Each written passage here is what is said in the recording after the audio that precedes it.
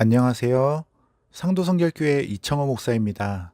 항상 건강 조심하시고 항상 하나님 안에서 강건하시기를 주님의 이름으로 축원드립니다. 오늘은 예언서, 특별히 대예언서의 두 번째 책 예레미야에 대해서 알아보겠습니다.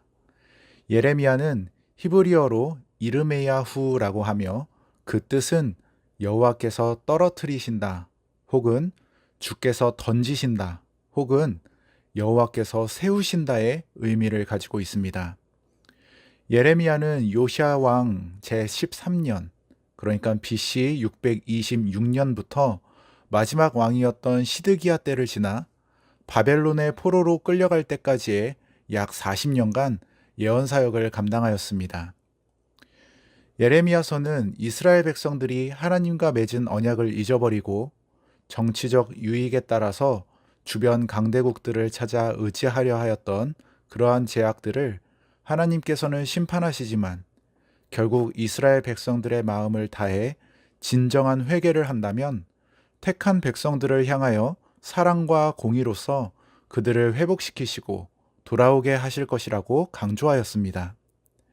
예레미야는 구조상 크게 네 부분으로 나눌 수 있습니다. 1장부터 26장까지는 유다의 심판과 회복 예언에 대하여 이야기하고 있습니다. 예레미야 사역의 역사적 기술을 27장부터 45장까지가 담당하고 있습니다. 또한 열국 심판 예언 및 예루살렘 멸망 전후의 역사 부록을 46장부터 51장에서 기록하고 있으며 마지막 역사 부록의 내용을 52장을 통하여 기록하고 있습니다. 첫 번째로 남유다의 심판과 회복 예언에 대한 말씀입니다.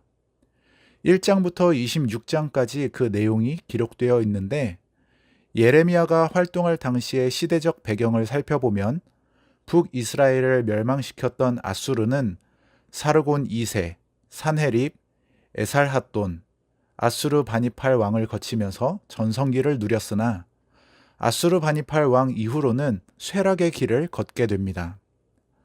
이러한 때에 아수르에 종속되어 있던 바벨론이 아수르로부터 독립을 하게 됩니다. 이러한 시기에 요시야 왕은 아람과 북이스라엘을 멸망시키고 지속적으로 유다를 괴롭혔던 아수르의 영향력으로부터 완전히 벗어나게 되었습니다. 그리고 이때가 기회다 싶어서 아수르의 쇠퇴기를 틈타 북이스라엘이 지배하던 땅까지 영토를 확장하게 됩니다.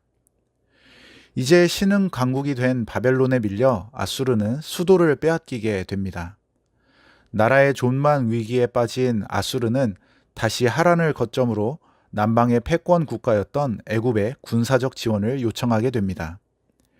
이에 애굽 왕 느고는 이 기회를 틈타 근동 지역에서의 우위를 차지하기 위해 군대를 출정시키게 됩니다.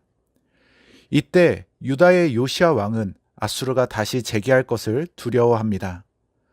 애굽과 아수르가 연합하는 것을 막기 위해 군대를 이끌고 출정하였다가 무깃도에서 애굽과의 전투 중에 전사하게 됩니다.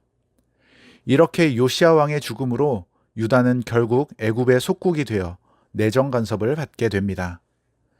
요시야 왕을 죽인 애굽 왕 느고는 요시야 왕 이후에 유다의 왕이 되었던 여호아하스를 폐위시켜 애굽으로 끌고 가고 여호야김을 유다의 왕으로 세우게 됩니다. 이로 인해 여호야김 왕은 친애굽 정책을 펼치게 됩니다. 남유다의 역사를 중심으로 기록한 역대상 34장부터 36장을 참고하시면 동일한 역사의 이야기가 연결됩니다. 두 번째로 예레미야 사역의 역사적 기술에 대한 내용입니다. 예레미야 27장부터 45장까지 그 내용이 기록되어 있습니다. 고대 근동 지역에서의 패권을 노리던 애굽은 바벨론과 갈그미스에서 전쟁을 벌이게 되는데 그 전투에서 크게 패하게 됩니다. 이에 바벨론은 여세를 몰아 곧바로 유다를 침공하여 애굽에 의해 왕이 되었던 여호야김 왕과 당시 유다의 유력한 귀족들을 바벨론으로 사로잡아가게 됩니다. 이후 유다에서는 여호야김 왕을 뒤이어 여호야긴이 즉위하지만 오래 지나지 않아서 그도 바벨론의 제2차 침공으로 바벨론으로 끌려가게 됩니다.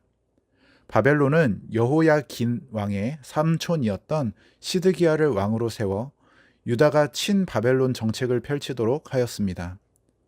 그래서 시드기야 왕은 처음에는 친바벨론 정책을 펼쳤지만 시간이 지나면서 바벨론을 배반하고 다시 친애굽 정책을 펼치게 됩니다. 이에 유다는 또다시 바벨론으로부터 제3차 침공을 받게 됩니다.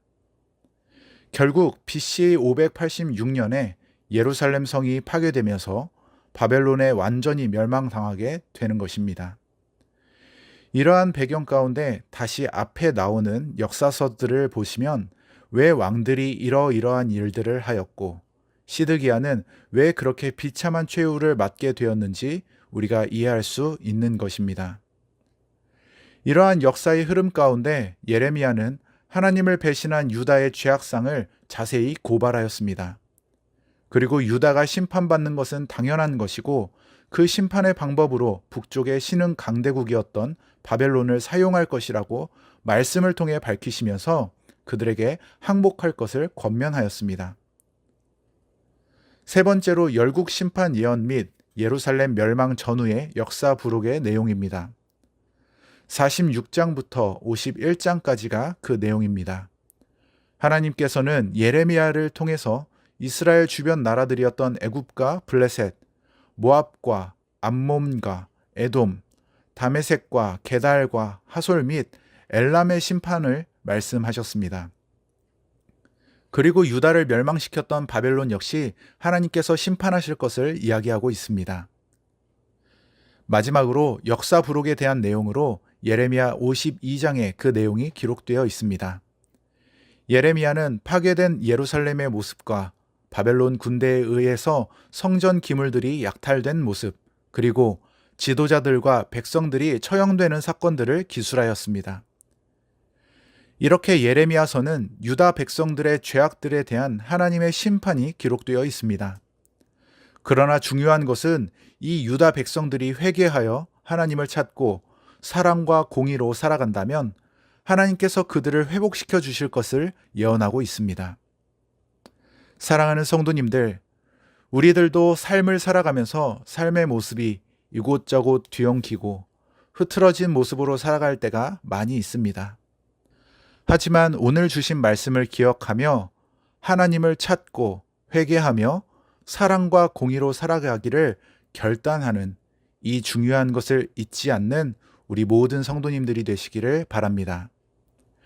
그럼 이번 주는 이사야 49장부터 마지막 66장까지 또 오늘 함께 본 예레미야 1장부터 10장까지를 함께 읽겠습니다.